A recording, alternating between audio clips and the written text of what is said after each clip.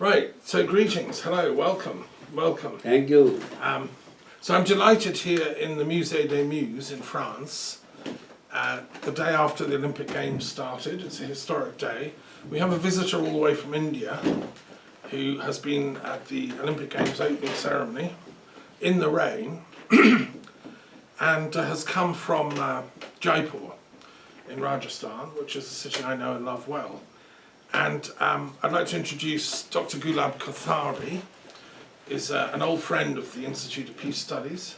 He's published dozens of books of all kinds, genres, political philosophy, spirituality, poetry, etc. And we're going to be having a little discussion. We'll be asking questions of each other in turn. So, and it's a great honour to have you here from Jaipur. Thank you. Thank you for coming. Yeah. Okay, over to you. Great. So let me start by asking a few questions to get the ball rolling. So the first thing that I have on my mind is to probe your thoughts on 3 books or main ideas that you have explored in your life and which you are particularly proud about. And let me start with Dr. Kothari. What are your thoughts on these things? Thank you.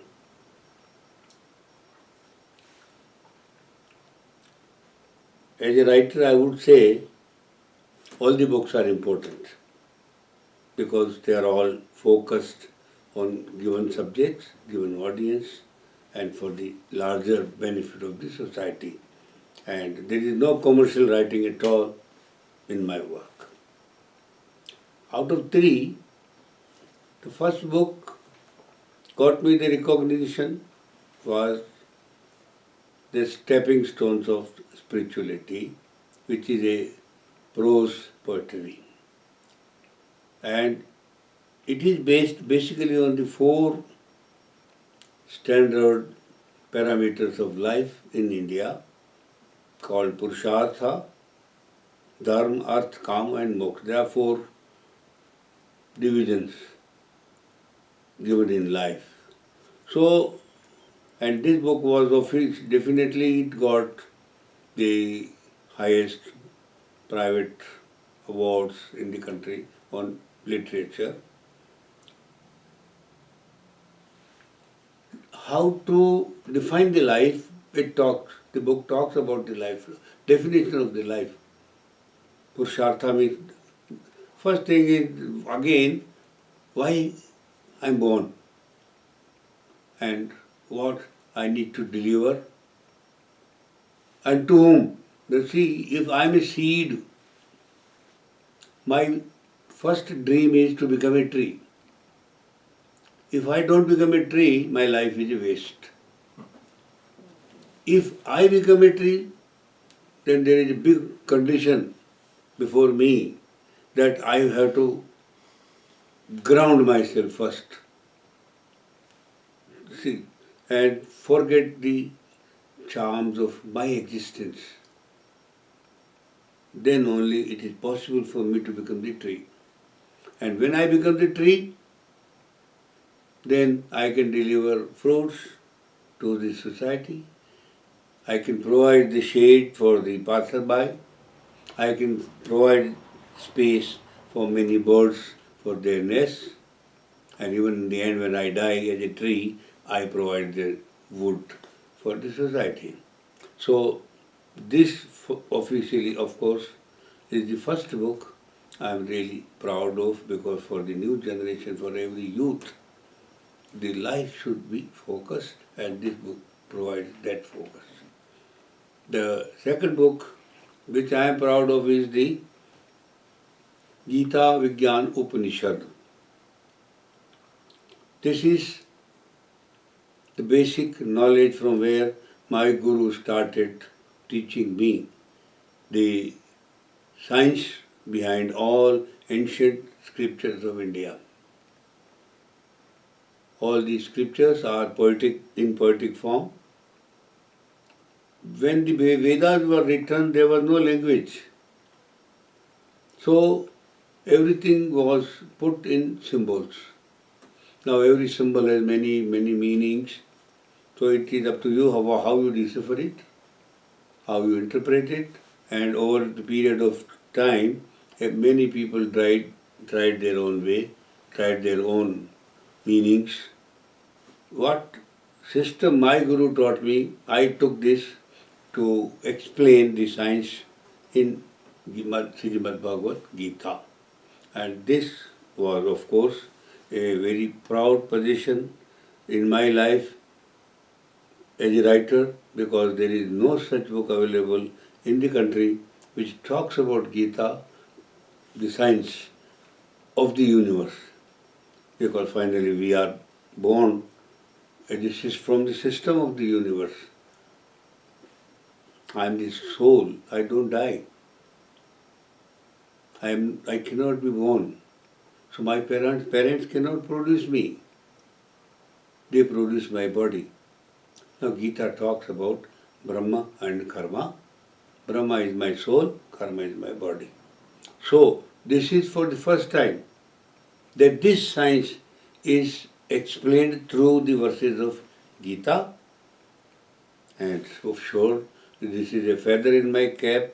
I will say I may be proud, because this book was released by the Chief Justice of India and the Speaker of the Lok Sabha in the country. And sure, it will be a torchbearer to the new generation. The third book, which is a series of writings for the last 40 years, where every week I write a piece about the philosophy of life. I take one word in life, I explain in 3-4 pages what this word really means, physically, intellectually, or emotionally, or spiritually. So all the dimensions of that word I cover. So last month I came out with the 14th volume of this book called Manas. And this is for everyone, even for a common man. I know the future generation will not read the ancient literature. So I draw those things and I interpret in my capacity for them in their language. Thank you. Thank you so much, Dr. Kothari. Same question I posed to you, Dr. Daffern. 3 principal ideas, books that you have written and you're particularly proud of. Well, thank you very much. Yes, fascinating to hear your answers. Right, so I think the first one I'm going to go with is one that emerged out of my time as a teacher in the school system in the UK. I was head of religious studies and philosophy, teaching spiritual ideas to young minds, aged between 11 and 18, and trying to convey the complexity of all religions and all philosophies. So I'm a specialist in comparative philosophy and comparative religion. Ever since I did my philosophy degree and started studying, I wanted to know how they all compare and contrast with each other. And what I've always resisted is a sort of a monofocus on just one tradition or one lineage. I think the planet needs to grow out of that, and we need to, whilst respecting and honouring all the traditions that we come from, learn about each other's. And of course it's very difficult to get that thought across to people. So I devised a periodic table which is based on Mendeleev's system of the periodic table of the elements, because all the school children are familiar with that table and they understand that each element plays a part in the bigger picture. So I created a periodic table of the philosophical and religious traditions, which looks exactly like Mendeleev's table. It has 168 separate boxes divided into 15 categories, which are the main groupings. So you have one category as all the different types of Islam, that's green in colour. You have all the different types of Hinduism, which is yellow. All the types of Buddhism, types of Christianity, which are blue, and so on, types of Judaism. So within those 15 categories, those are like the groupings of elements, say the noble gases or the metals in the element table. I've argued the same thing. Now, and then there's a lot which are philosophical, so that's the deep yellow, colour. And then there's the secular, so humanists, atheists, agnostics, that kind of thing, evolutionists. There's a separate category as the Persian-influenced religions, like Zoroastrianism that we had this morning, Manichaeanism and Mithraism. There's a separate category called esoteric, which includes things like Freemasonry, Theosophy, Anthroposophy, which I believe are also important and have been influential behind the scenes. As a teacher, I want people to know about all these things and not have some things that are secret and others that are public. And then there's a big category called pagan or primal religions, which are the first, things like shamanism, Egyptian, American Indian, Druid, the earliest religions. Actually, we all grew out of that. So that's at the top of the table, the green ones. And that's similar to the periodic table of the elements. So you have hydrogen and helium, the first two, and everything descends from them. So if you want shamanism as the hydrogen of later, I mean, Hinduism grew out of some early shamanic practices, as did, Christianity even. It came out of the milieu, the matrix of Semitic ancient primal religions. So I'm very proud of this because it's a teaching tool. I published it as a book here, which gives the details of each one, and as a table that can go on a classroom wall. And it's for, each of the sciences has its own box, so you have a science of mathematics box, economics has a box. So it's all the branches of knowledge that are trying to make sense of reality. So I think this was an innovative idea. No one has done this before. I think it's long overdue because we're suffering as a world from conflict, not between rival gangs of scientists and so on, but rival gangs of religious thinkers. So let's get them learning about each other. Yes. And if this table was on every school classroom in the world, I believe all these wars, religious wars like in Gaza, like in Ukraine, would cease. So it's an ironic tool, peace tool. Yes. So that's the first one I'm proud of. The next one, I think I have to go for my doctoral thesis, which is the longest work I've written. I did it for the University of London, and it was published as a 2-volume work. My problem was trying to say everything within a limited time frame. I had a limit of 100,000 words, a PhD thesis, and yet I wanted to study peace within all the branches of knowledge. So I wanted chapters on every branch of knowledge and to explain what thinkers in that had done about peace within the limited time frame of 1945 to 2001. But even so, that was huge. So I had to restrict it in the end to get it within the word limit. And I still think I did a very valuable service to colleagues. I looked at the role of philosophers, historians, religious thinkers, psychologists. I focused on those and what they've had to say about peace in that time frame. I left out the international lawyers, the economists, the social scientists, even though I did a lot of research, the natural scientists, because they've also been active for peace, but I couldn't put them all in the thesis. What I did do was I proposed a new way of doing history. What's unique about the thesis is I said that we need a new form of history, which is what I call transpersonal history. So this is factoring in transpersonal psychology into our way of thinking about history. So history isn't just about wars, battles, genealogies, political power and economics, like 19th century Marxists used to say. It's about the soul, the history of the soul. It's the history of our feelings and emotions and our ideas. So that was the second book. I was quite, took a long time. The third book is a much, much smaller book. It's called Sophiophobia. And it's a medical diagnosis of a problem that we're facing as a planet, which I've coined the word for, Sophiophobia, which means the fear of wisdom. Fear of wisdom. It's the opposite of philosophy, which is the love of wisdom. I think actually a lot of people have Sophiophobia, it's a medical condition, and they're terrified of knowing too much. They like being blinkered and just doing what the boss tells them or doing what the political head tells them. They daren't think for themselves. And so Sophiophobia is a condition I've labelled, and I describe it in the book. And I think I've provided a medical diagnosis of what humanity is suffering from. Wow. Yeah. So those are the three, anyway. Great, fascinating intellectual journey for both of you. So I was curious, I mean, talking about this intellectual journey, all your writings and thoughts. What is the toughest challenge you've faced in your life? And it would be great to know. Let me start with Dr. Daffern on this. Well, the toughest challenge I'm facing is that no matter how much I teach, how many books I publish, how many lectures I give, the world is still suffering from warfare and violence. It's like if I'm a planetary teacher, which I am, the whole planet is my classroom. There are some kids mucking about at the room, back of the class, making real trouble.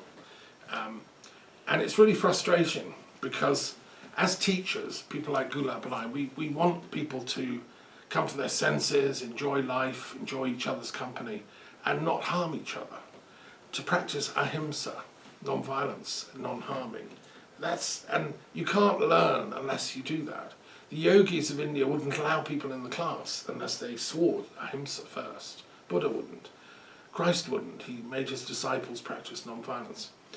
So as planetary teachers, we're facing a huge challenge because people like Putin and other warmongers are causing trouble everywhere you look, like in Israel and Gaza. And I don't know how to reach them. They don't seem to be buying my books or listening to my talks, but they seem to be propped up by the mass media, which in a strange way, they like violence because it sells newspapers. Yes. And so it's a mutually reinforcing death cult. The media as it's currently created, Fox News, Murdoch, blah, blah, sort of almost likes these warrior types because it can keep us all in fear. And they don't carry information about educators like myself and Gulab. That I find really frustrating. And I think that's the biggest challenge I face. Yes. Yeah. It's a big challenge. Yeah. Great. What do you think, Dr. Kothari? What's the biggest challenge you faced in your life? I think same as Dr. Daffern says, how to reach and how to make people believe and follow or discuss among themselves to be clear about their life, where we are moving. On one side, I see the impact of electronic media, telephone, on every individual, even including the youngest children.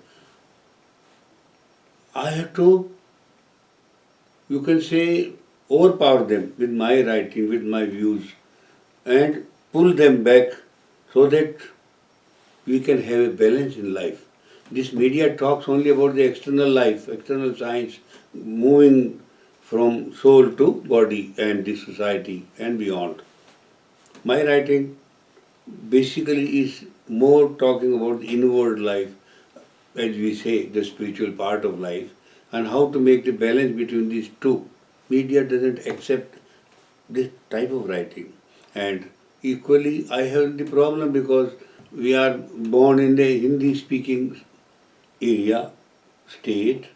Now, Hindi has very limited area of communication in terms of area and size. But when you talk about the global reach, I have a big problem because, as I just said, that Veda had symbols. They did not have language. Now, there are many words in Veda which cannot be translated as it is. Then you have to use them as proper noun. Now, to put those words in those languages in the same position, you have to explain each word. In the modern education, I don't even get people in the universities who can sit and work on those areas and explain things. So neither, it's very difficult for me to move out of the Hindi belt. You can't dream of going globally because if I translate them, translation is easy, but interpreting with the same meaning is very difficult, very difficult. I hope somebody, God will send somebody to help me out. But this is the biggest challenge, and because we can't reach them, and only they are pulled by the social media, the internet. Now you can see the artificial intelligence that we were talking, so more and more youth will be pulled by the media, and the education also doesn't talk about spirituality. It doesn't talk anything on Adidevic life or the divinity or this divine life. Nothing. The education doesn't talk about it. So it's the biggest challenge now. How one can contain within himself or herself and start living for the society. So this message is definitely restricted in a watertight compartment so long as I think, and let us see how to overcome this. I wish things will help, message will reach to people, somebody will join us. Great. Talking of biggest challenge and messaging and so and so forth, what do you think, Dr. Kothari, is what are your thoughts about the current state of world politics, specifically with reference to politics of peace? That would be great to get your thoughts on that notion. In my field of writing, the peace is the part of the soul, not part of the body or mind or intellect. And this part is not taught neither by the parents nor by the schools or education system. If I have no peace or the concept of peace or happy life, I can't focus anything in my life towards that goal. So you see thousands of peace conferences every year you see now, increasing more and more. At the same time you see the wars are also increasing. You see violence is also increasing, and now it is reaching door to door and village to village, which is unbelievable. I mean, what more terror one can have in life instead of peace? But the teaching, first thing is, we must, again, as I said, we must teach how to give. As a seed, we must give fruits for others. Education teaches how to take more and more for oneself. This is the basic difference. If I start caring for you or for you also with myself, there will be peace. If I want to grab something from you, there will be violence. I mean, there is nothing else. It's basically ego. Who is powerful, he will try to grab from the weaker one. This is how the life is going on. And the ego, of course, is definitely a part of the power. Power could be money power, power could be political power, or power it can have many definitions. But whoever is powerful is trying to grab something from the weaker person. And that is where the violence starts. And of course, it needs a great teaching. And honestly, if you ask me, this teaching starts from mother's womb. It cannot start after your birth. Mother has to inculcate those things while you are in the womb. She can communicate without words. Mother's communication. She is the first teacher. She can teach only in the womb. All basic fundamental values of the life and nature is taught by the mother in the womb. Today, no mother teaches it. Even she doesn't know if she is conceived. The doctor would say, you are conceived, okay, oh, like this. Okay. What does it mean? She is no more conscious about her own life. She cannot even translate her dreams. What habits she has changed in eating habits or behavior pattern.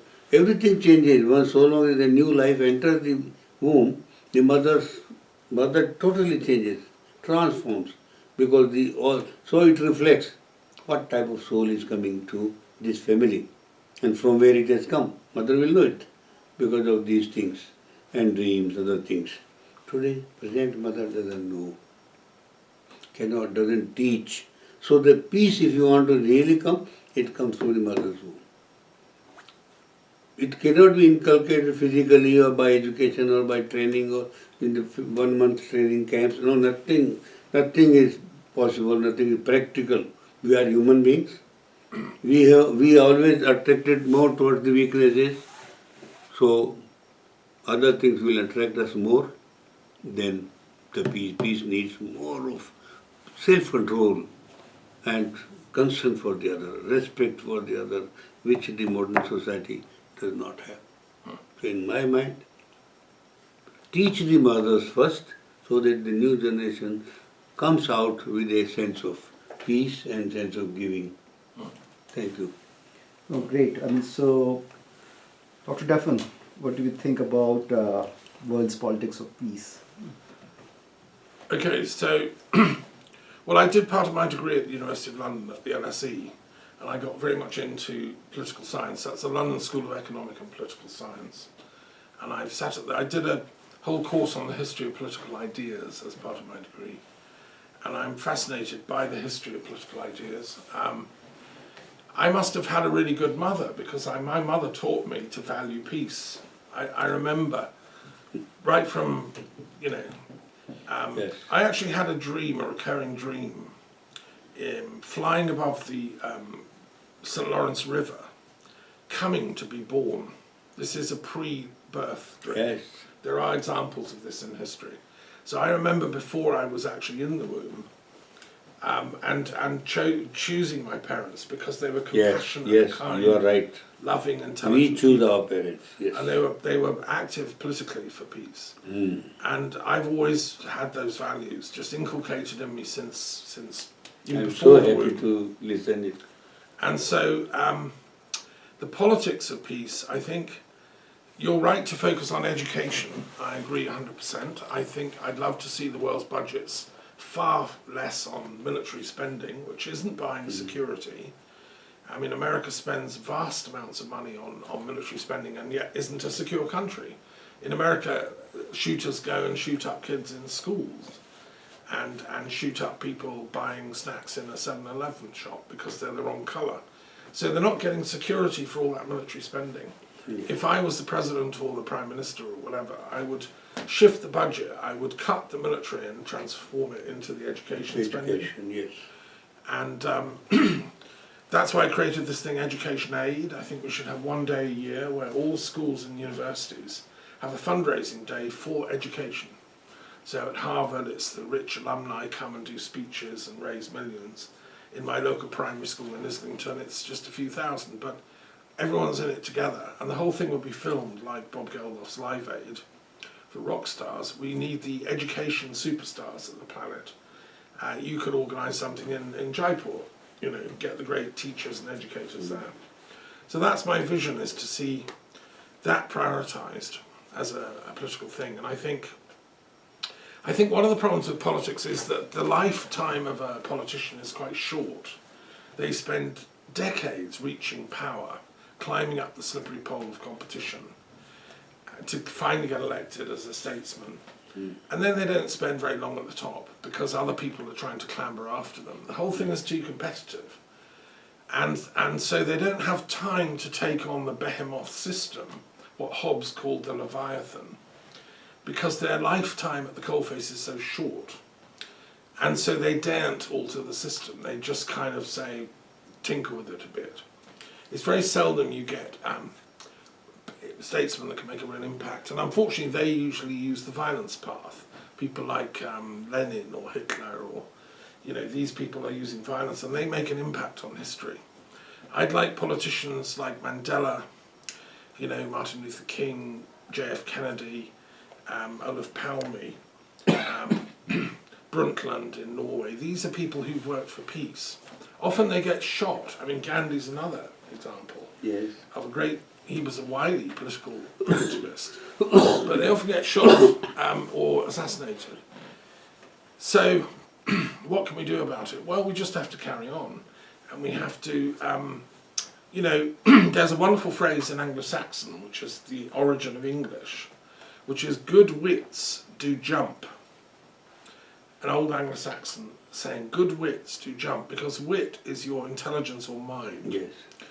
Good people they share ideas. Good wits do jump, meaning that's you're right to focus on the next generation. That's why I taught younger minds, because I hope some of my good wit has been transformed into the next generation, and yours too. I'm sure you have Yes. many people that are aware of your work and respect it. And we just have to hope that there's a cumulative effect. And I think I would beg to differ one slight thing. I think the soul knows what it is doing. And I believe in womankind. When you say women these days don't know how to teach their babies, I think they do. I think you're a bit hard there. Because you have to trust in the soul of women and men. We are good. And we do know how to bring up children. And the secret is love. This transmission into the child. And the father plays a role too. You know, it's the father's love for the mother gives the child the security, and that's important too. The focus changes with time, you know. This is a difference which I wanted to put here. Mother takes It's the care of first children. phase, yeah. Yes. No, absolutely I vital. mean, the focus changes with time and period of life Sure. and time, basically. Yeah, Yes, different and- stages of life. Yes. Yeah. So anyway, that I think is, and then the last point is I ran 30 meetings in the House of Lords in the UK on peace and ethics, and I thought if we have meetings in Parliament, we can educate these politicians, because politicians are the last unregulated profession.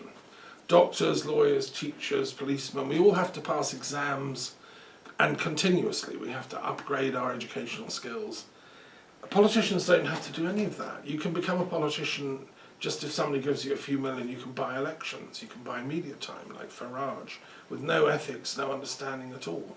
I think that's wrong. I think politicians should swear an oath to veracity when they take office, and if they fail, if they don't keep it, they should lose their license. I think we should license politicians. And doctors, a politician is as important as a doctor to society, and they can make decisions that destroy our countries, like Boris Johnson and Brexit. So these people would lose their license under my system. Politics So I have propose become that. profession today. Well, yeah, but it doesn't have. There's no standards. There's no That's what I standards for mean. it. And in India too. I mean, I It's think. business, nothing else. Well, but even businesses have standards. You can be hauled up. Your company can be written off if you're acting in a criminal way.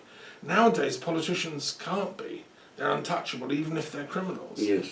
And we know examples of that around the planet. So my suggestion as a political theorist is to bring in a licensing system and make veracity and non-corruptibility a sine qua non for practicing as a politician. So anyway, that's my attempt to answer how we do Yes, yes. Great. So yeah, so Yes. talking about changing the politicians and regulating politicians, if we broaden the perspective a bit, so to you, Dr. Daffern, if you could change two things about human beings, what would those be and why? I think I would extend the memory of people so that they remember their childhoods, they remember the capacity of love that all children have naturally. I remember I was a very loving child and I thought that was normal. I loved my parents, my friends. I've still kept that capacity, but I've noted that in some people they lose that capacity and they become hard and ruthless, and they lose their soul, if you want. And I would like to change that so that we all remember what it is to be like a child. Christ talked about be as innocent as a child. I think that's what he meant. Remember your original capacity to love, which you came into incarnation with. And so that's the first thing I'd change. The second thing, I would want to change fear. Human beings, you see, as a species, we're quite powerful, strong, we have nails and teeth, but we're not as big and powerful as a bear or a tiger or, other animals. So we